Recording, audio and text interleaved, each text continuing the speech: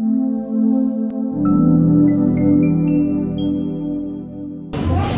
I would like to share around what I have chosen to call true religion. And I told God, this is such a doctrinal, give me a topical sermon, like,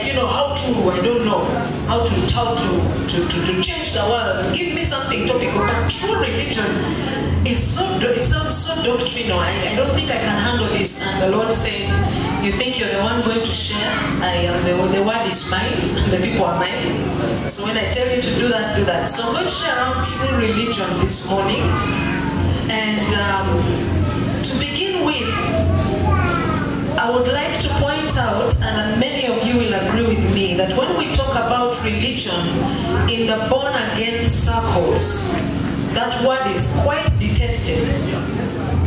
We look at religion and say, for us, God saved us from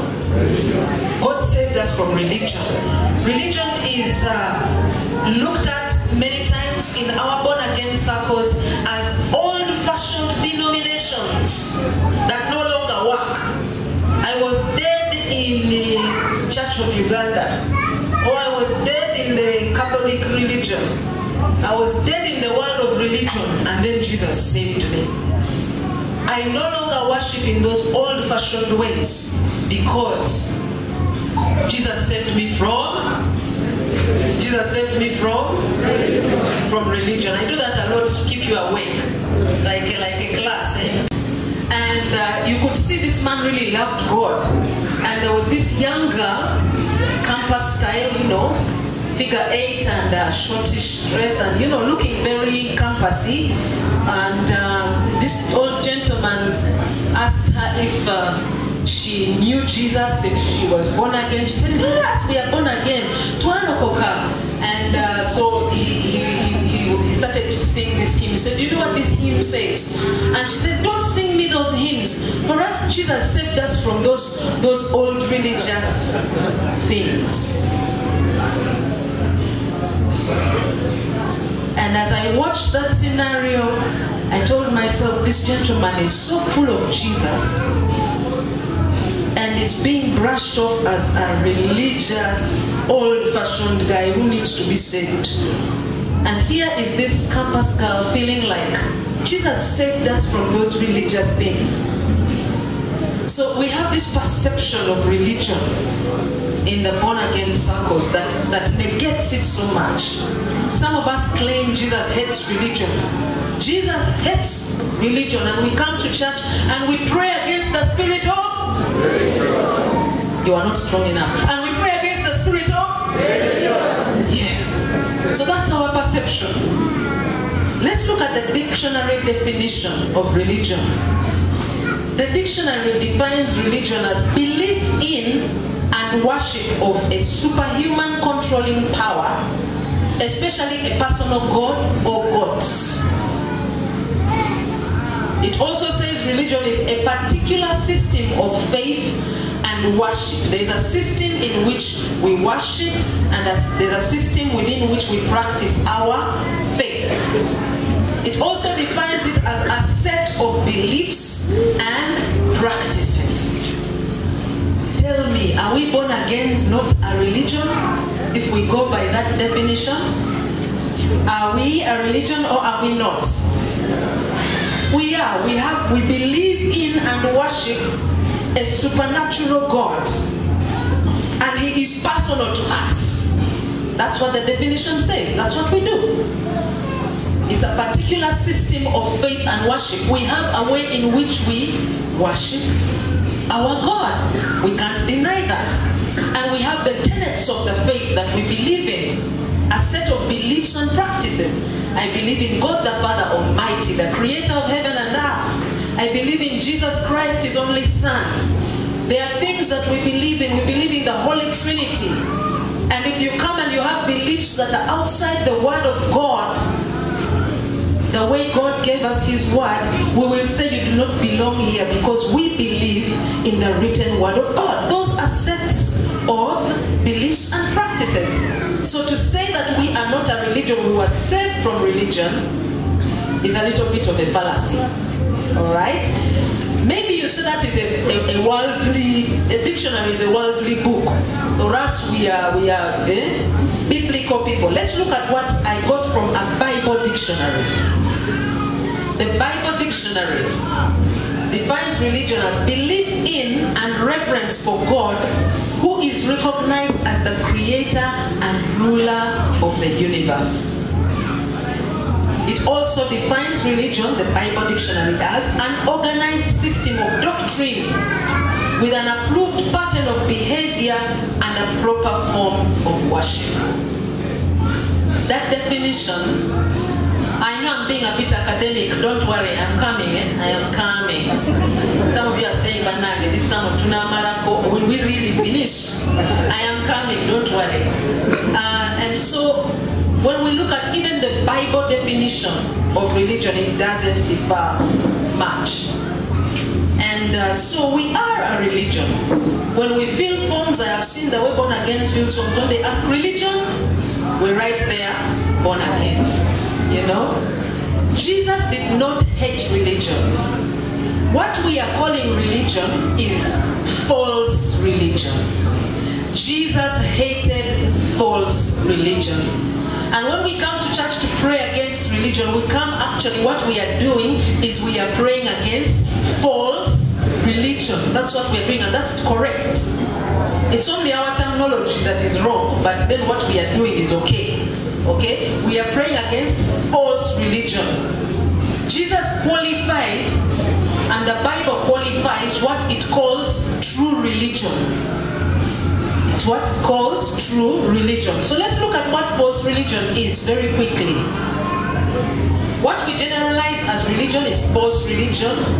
False religion is a set of practices that claim to worship God, but actually they miss the mark. They claim to worship God, but they miss the mark. And there's a lot of false religion in the scriptures. 1 Kings chapter 18, we know that story. 1 Kings chapter 18, because of time we will not read it, I will narrate it. It is the story of Elijah in what the Bible calls the Great Contest. So Israel was going through a very, very difficult time of famine. We all know what famine is like. When there is no food, the rain is not falling, and there is hunger everywhere. The Lord has just delivered us from that season shortly. Not so. But it was nothing, not yet. Not yet. We are still trying to get out of it. But it was nothing compared to what Israel suffered at that time. It was so bad in Israel. And King Ahab puts the blame on Elijah. We are suffering like this because of you, Prophet Elijah, and your stupid funny beliefs. You are the one who is causing all this trouble to fall upon us. And Elijah tells King Ahab, no, it is you who does not honor the God of Abraham, Isaac, and Jacob, who is entertaining the worship of Baal and his prophets and his worshippers. And because you are worshipping Baal, all this famine and suffering is coming upon us. True religion, false religion. So now, there was a question, who is correct? Are we suffering because of the God of Elijah, or are we suffering because of the gods of Baal? You know, which is the true religion here? Which is the true religion here? So Elijah calls all of the prophets and calls everybody together and says, let us determine who is right here. Let us bring these bulls and put them there. And if your gods are for real, you call fire from your gods. Let them send fire and let them burn this bull and offer it to the Lord. And we know the story, don't we? I think we know the story.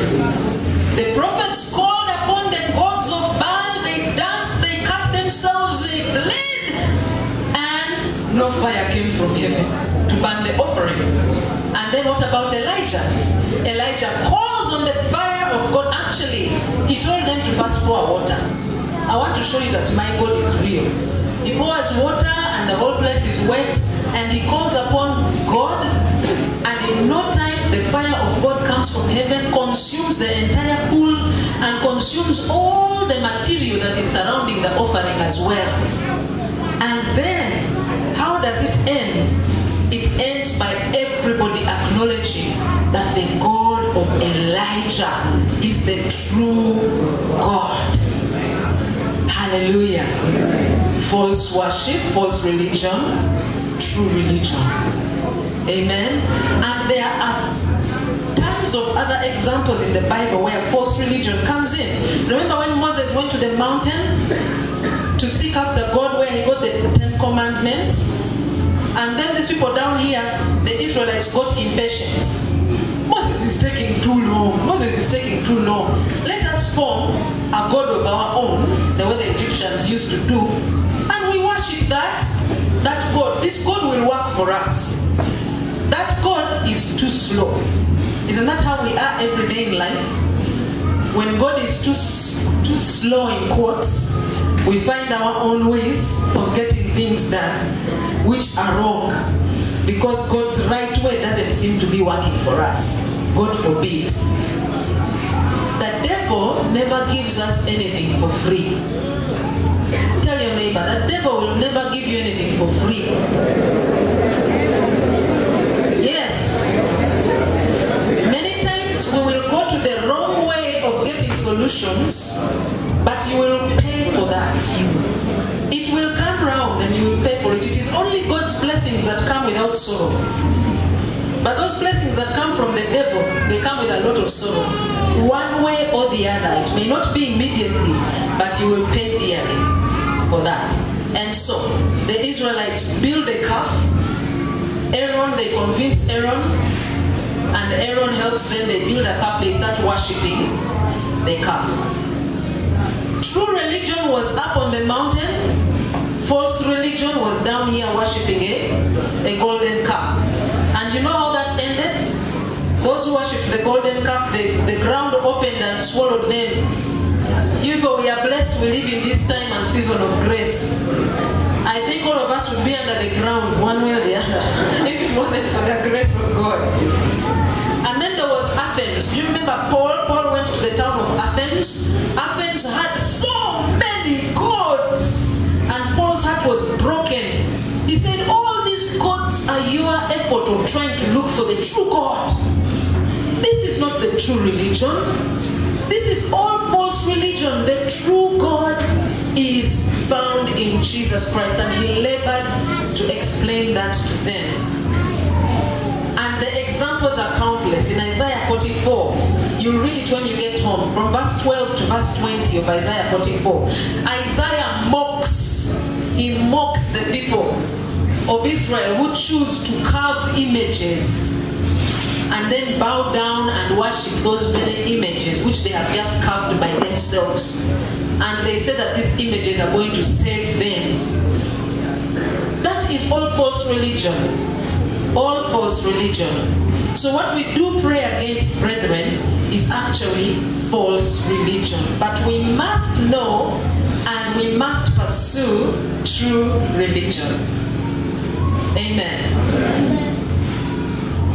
Just like Paul, whose heart was broken, our hearts need to be broken for people who are lost in false religion. They are looking for God, but they are missing the mark. We must not condemn them, judge them, mock them, laugh at them. Our work is to pray for their deliverance and pray for those who are trapped in it to be delivered out of it. Amen. So what is true religion then? I'm coming home. James chapter 1. We're going to read from James chapter 1 from verse 19 to verse 27. James chapter 1 from verse 19. I hope it can come up on the screen. From verse 19 to verse 27. James was writing at a time when the Roman oppression, the Romans were really oppressing the Jews very badly. And the Jews decided, we shall get up and fight you back, you Romans, who are making us suffer. And we shall fight you in the name of Jesus. And they thought they were being religious. They thought that was true religion, to get up and fight back. But James told them that is not true religion. And this portions of scripture is James trying to convince them what true religion actually is. Alright, are we there? James chapter 1, from verse 19 to 27. Somebody has it. You can read it for us. I have the time is going.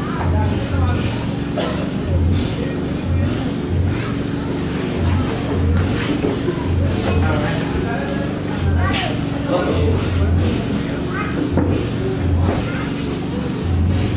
Yeah, James chapter 1 from verses 19 to 27. Hearing and doing, that is the title. Remember this, my dear friends. Everyone must be quick to listen, but slow to speak, and slow to become angry. Human anger does not achieve God's righteous purpose. So get rid of every filthy habit and all wicked conduct. Submit to God and accept the word that He plants in your hearts, which is able to save you. Do not deceive yourselves by just listening to this word. Instead, put it into practice. If you listen to the word, but do not put it into practice, you are like a people who look in the mirror and see themselves as they are.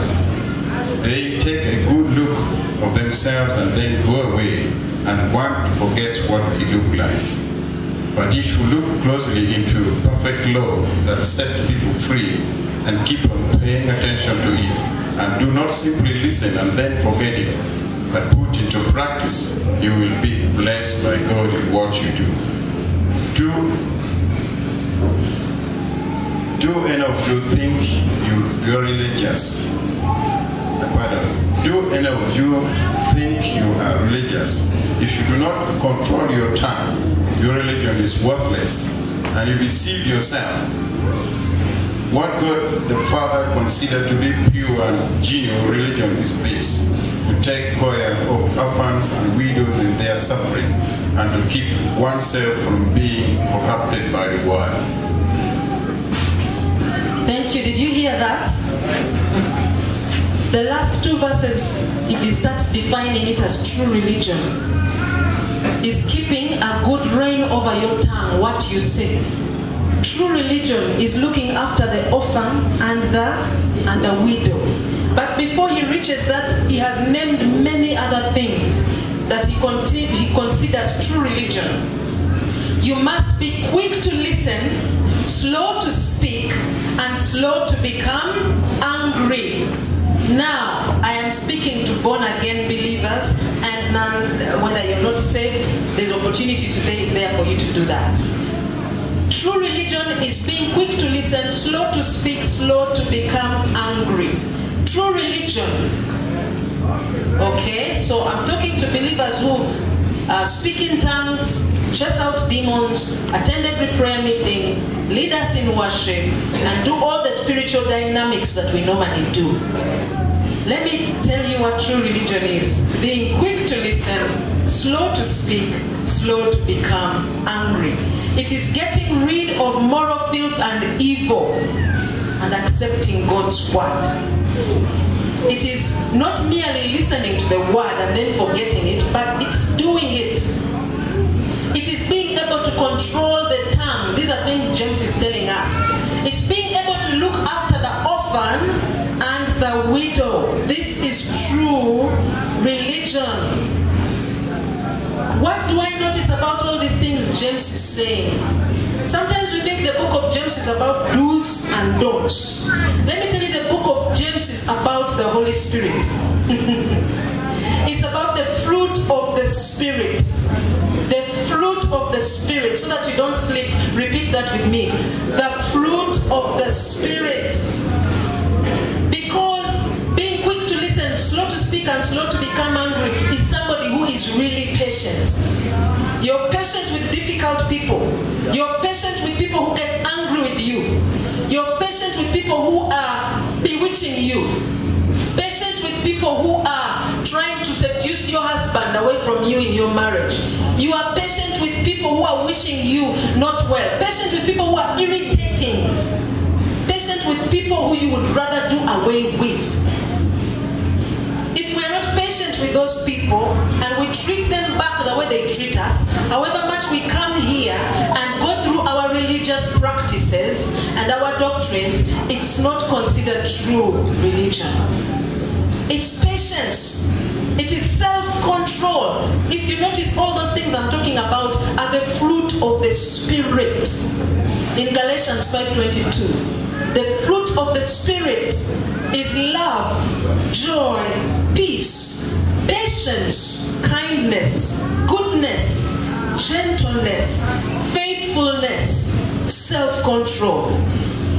When we see those fruits in our daily lives, we know that is true religion. James says, get rid of moral filth and evil. That is goodness. The fruit of the Spirit is goodness. Do not merely listen to the word, but go and do what it says. That is faithfulness. If I can tell you to do something and I go to sleep and knock, I have told her to do it, and I trust her, she will definitely do what I have said, then you are what we call a faithful person. If Pastor Peter tells me, ask Brother Stephen to do it, I trust him, he's a faithful man. Then I know I can ask Brother Stephen will do it, and me I can go and sleep. Because he's faithful. We listen to the word. It is nice, it is sweet. We don't leave it here or pull it out only when it is convenient for us. When it's inconvenient, we throw it out and we think that we are true Christians, true believers, that we are practicing true religion because we came to church.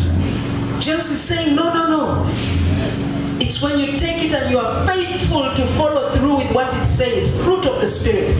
You know, when we are able to control our tongues, we don't gossip around, we don't answer back rudely, we don't say what our heart just feels like throwing, that terrible word, but we control it. That is self-control, which is a fruit of the Spirit. Looking after the orphans and the widows, that is kindness. Kindness is a fruit of the Spirit. We need to be kind people everywhere we go. Some of us are so spiritual, so in church, so doing all this kind of spiritual dynamics, but when we go to the workplace, everybody knows that person is difficult and rude. If you want to get anything, make sure you don't go through him or her. And when you meet that person, she's sister so-and-so, or she's brother so-and-so. That, my friend, is not true religion. That, my friend, is not true religion. Jesus says, you will know them. Who was he talking about? The people who practice true religion. How will you know them? He said, you will know them by their... I'm going to make you repeat things. You will know them by their... Yes. You will know them by their fruit. And it is called the fruit of the... These are the fruits of the Spirit. They are not fruits you try to generate and work very hard to become a good person. I am going to labor, I am going to try. This time I am not going to lie. I'm telling you the truth. This time I'm not going to be angry. I'm not going to say bad words. I am going to do this thing. And we go out and we start using our power and might. It is not by power and might, but it is by the Spirit of God. That is why so many of us are frustrated in our walk with God.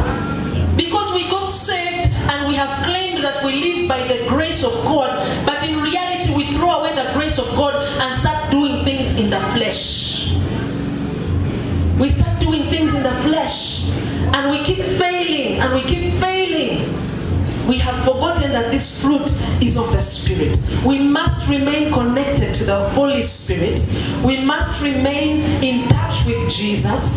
Jesus put it this way: remain in me, the vine, and I remain in you. And that is when you will bear much fruit.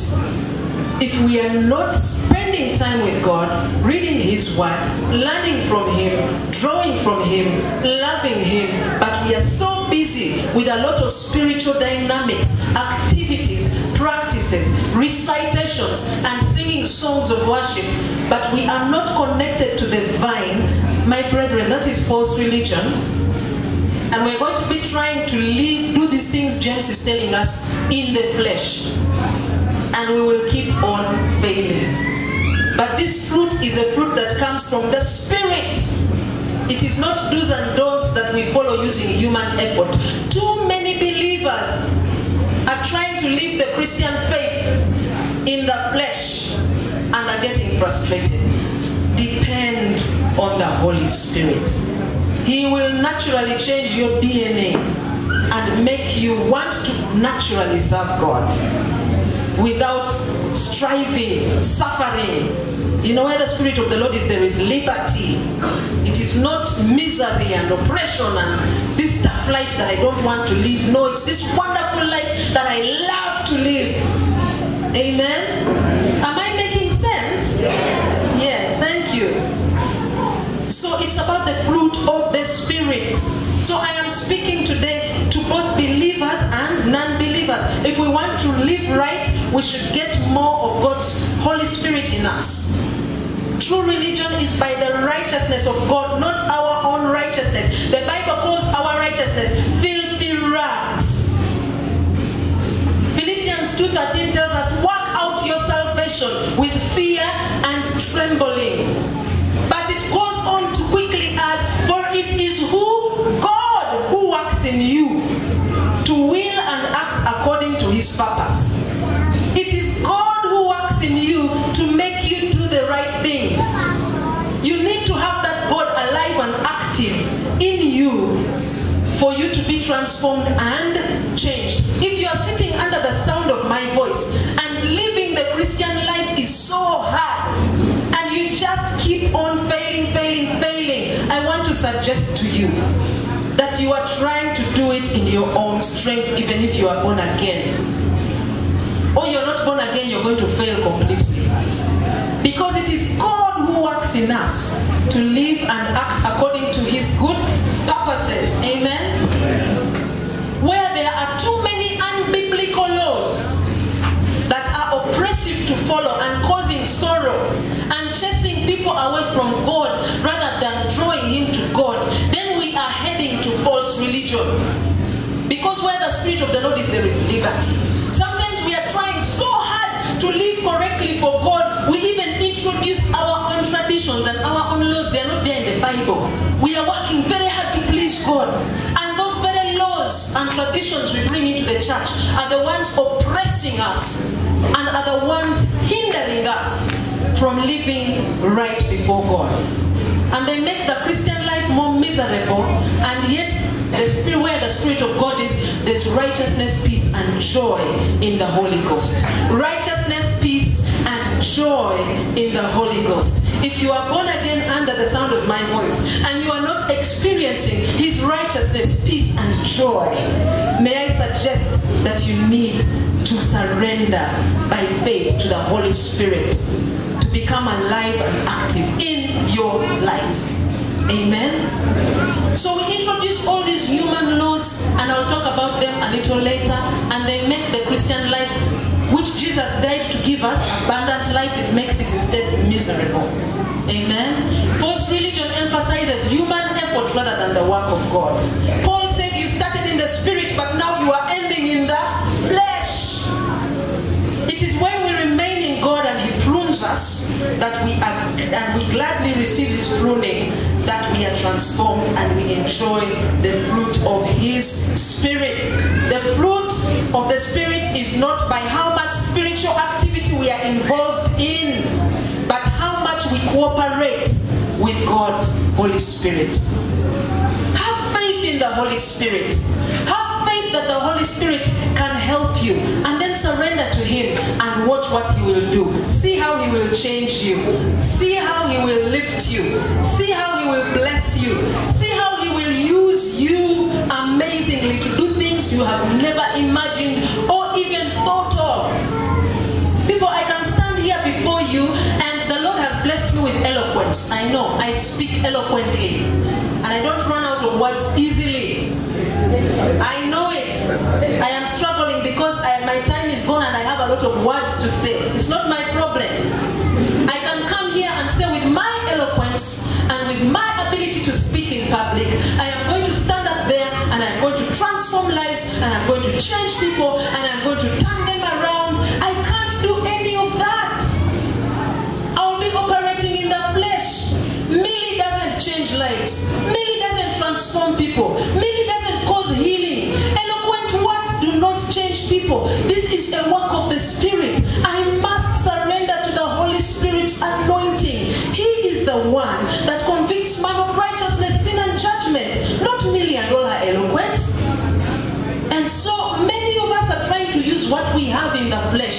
God's work, it will only stop where you stop.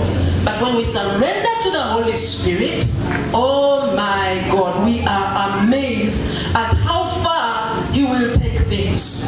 We are amazed at how much more He can do in us. Many of us think that the Holy Spirit has particular people that He uses, so we run to them. We run to them. We think it comes by a lot of prayer and fasting. So we pray and fast, and we think that is, let me tell you, prayer and fasting is very good. Running to people who have callings is very good. But we don't have to do all that. And even if we did, even if we did all that, but we are using our flesh. We are not putting faith in the Holy Spirit. We are putting faith in what we see we have. We are not going to go very far. But our faith is so small. Our faith in the Holy Spirit is so small.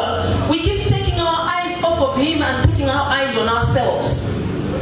And because we do that, we only see God moving in as far as ourselves.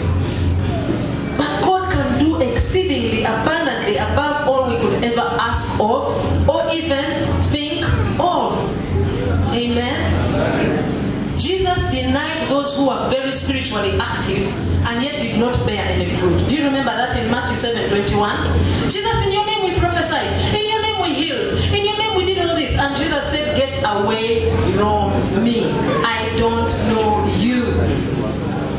We need to have a very close relationship. And I want to explain grace in a way that I had never understood it before. Grace, yes, is God's favor over us to overlook our sin and get us to heaven. But here's a definition of grace I had never known. Grace is God's free empowerment. God empowers you freely. And that empowerment gives us the ability to go beyond our natural abilities. The grace of God is the power of God that He freely gives you so that you are able to go beyond your natural ability. Me, I stop here. But grace enables you to go much further than where you stop. Amen? If you're going through a very hard time and you say, I can't take it, I need the grace. You are basically saying, me, I stop here. But the grace of God upon me is going to enable me to do exceedingly abundantly above. Let me tell you what I'm sharing with you. I don't like preaching doctrine because doctrine is boring and hard to listen to. Sorry, pastors and bishops.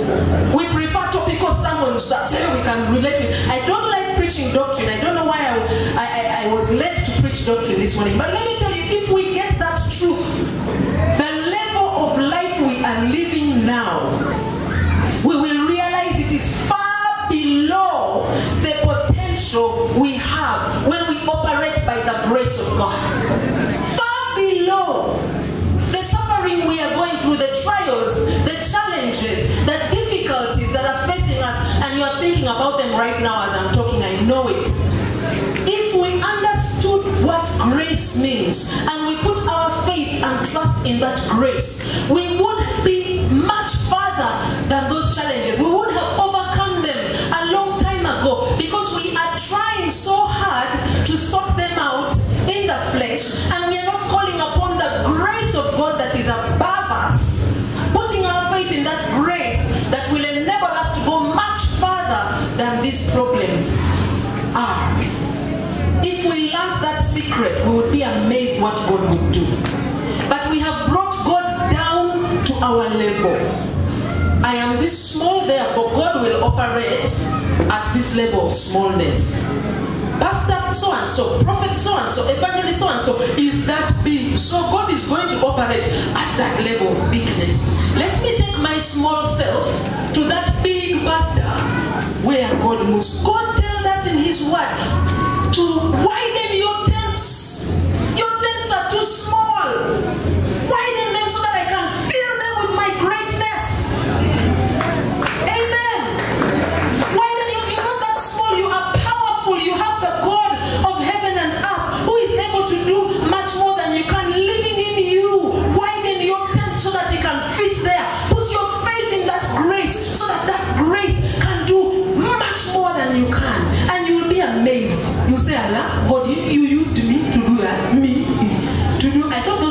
certainly caliber me. You did that. Amen. If we could get that, people get that and use it, and come back and testify here. Amen. There's a song. Oh God help me. Oh God help me.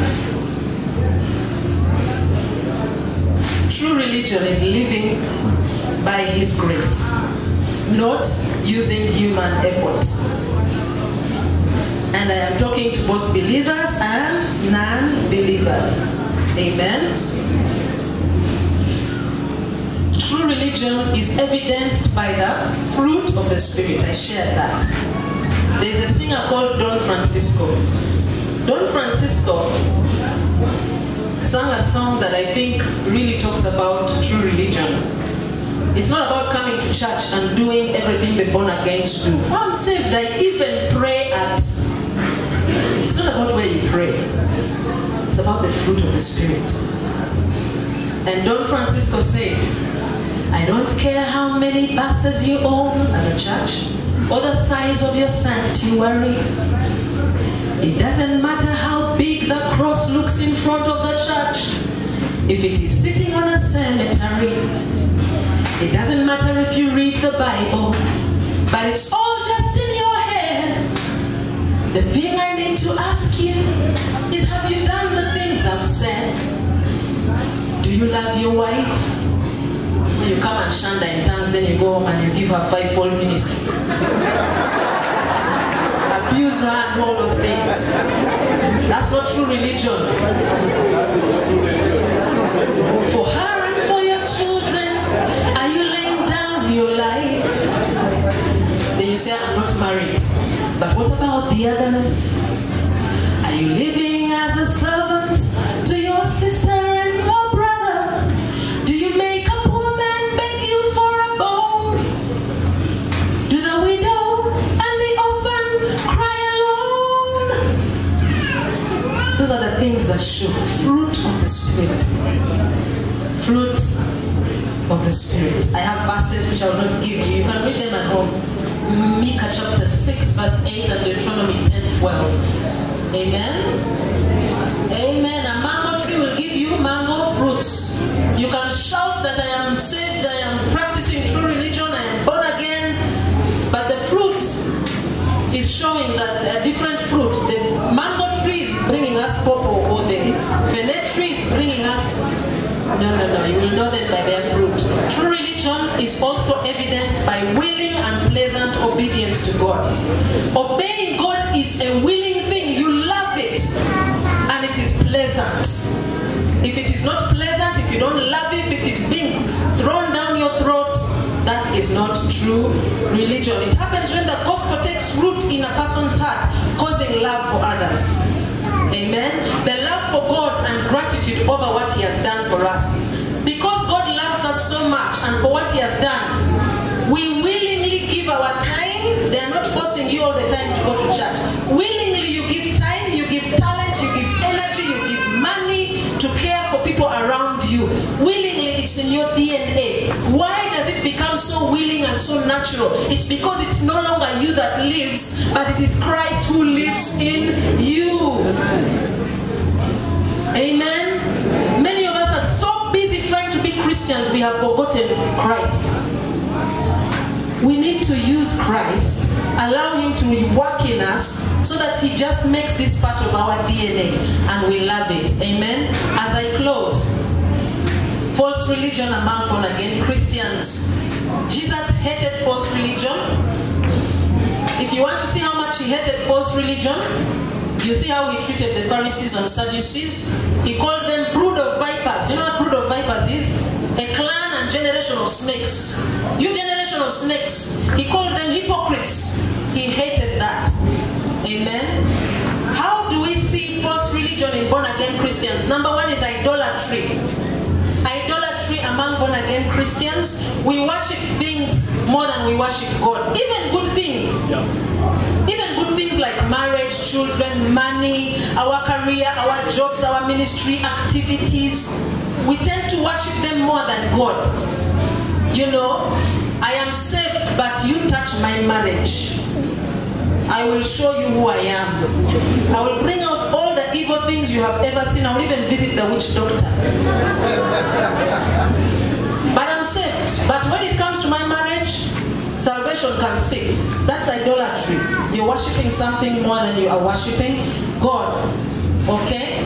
The other ugly way in which false religion comes into our faith is by empty external practices.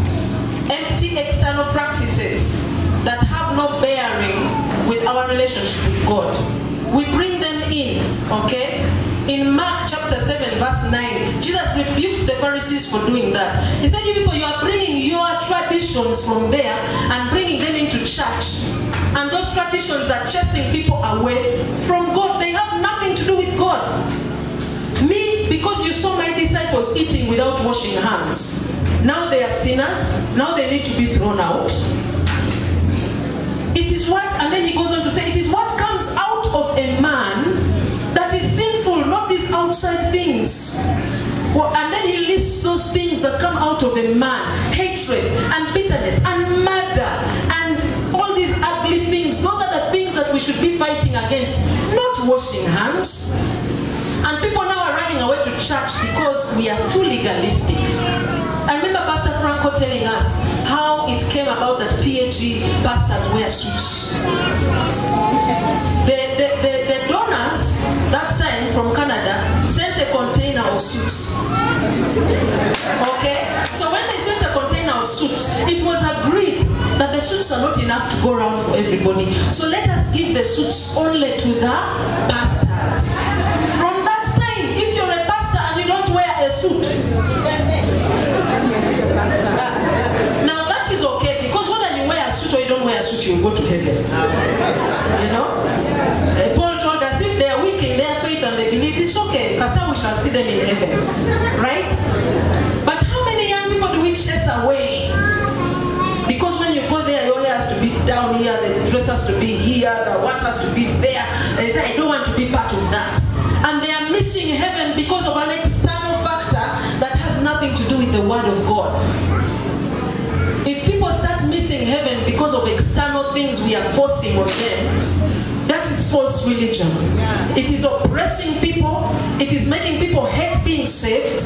They are not experiencing the righteousness, peace and joy that is in the Holy Spirit. The liberty that they said that where the Spirit of the Lord is, there is liberty. They are struggling, and what are we doing? We are taking God's true religion and we are suffocating it with false religion. And people are missing heaven because of that. God forbid. God forbid. False religion rears its ugly head in a way that we don't realize. We need to be careful. How do we walk in true religion? And I will pray. And Pastor will come up and pray. Number one, love and live for Jesus. Love Jesus with all your heart, soul, mind and strength. Live for Him. Do what pleases Him. Spend a lot of time with Him. Be like Him. Think like Him. Walk like Him. Have you seen young people when they see celebs? They adore those celebs. They want to walk like the celeb. They want to talk like the celeb. They want to look like the celeb. The celeb's favorite colors are their favorite colors. The places the celeb wants to go, they want to go to places that look like that. Have you seen that? That's what we should be with Jesus. Love Him so much. He is what matters. He is who matters, not the spiritual dynamics or activities. Number one, love and live for Jesus. Follow Him, not traditions and all those. Follow Jesus. When you follow Jesus, all the activities will fall in place. Number two, walk in His grace. I've emphasized this already. I told you what grace is. Grace is what God pours upon you that enables you to go much further than you could ever go. Amen. Put your faith in that grace and watch what God will do. Number three, practice His grace.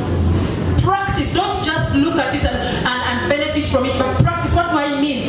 Serve God using His grace. Using His grace.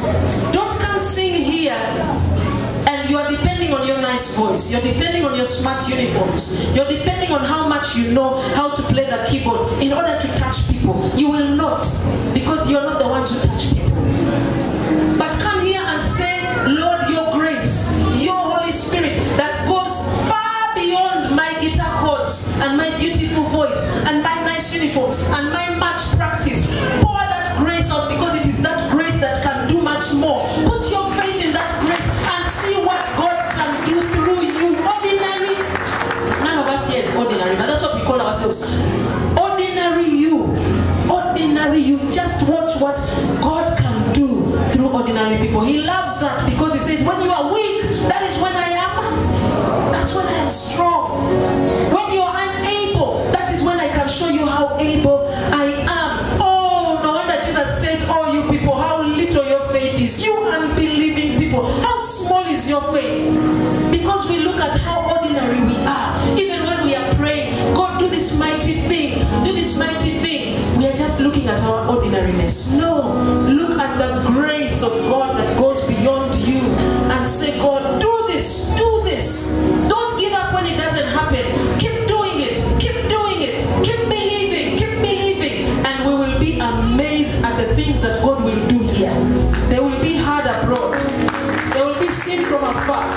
As you go out for your youth outreach to those different schools, go in His grace. Go in His grace and see what God will do. God bless you. Let's stand on our feet. Just amazed by what God can do. That even as pastors, we concluded our series on the Holy Spirit. And this morning I hear God say, pastors, you were left with one thing. And this very one thing, true religion. And still today God is telling us to partner with the Holy Spirit. Partner with the Holy Spirit so that your life, that the life that you live is transformed, and that you can transform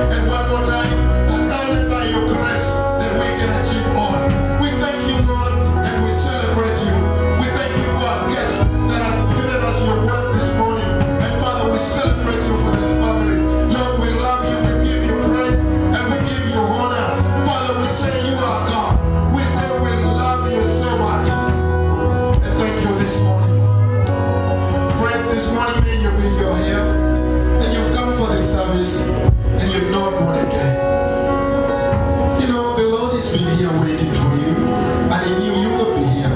Are you here and you're saying, I want to receive Jesus as my personal Savior? Just raise your hand so we can pray with you wherever you are. You're saying, this is my day, I don't want to miss it. Just raise it. Thank you so much, my sister. God bless you. Just right there. Please raise your hand high until somebody will reach you. Thank you so much. And thank you so much. Somebody just kept down there. God bless you so much. And friends, before we conclude this service, you know, this couple, I love them, this young couple. And I'm told that they're already in the house. Please, somebody just get for me here. And as we are standing, let us keep standing, even as Mr. and Mrs. Edoto walk over here.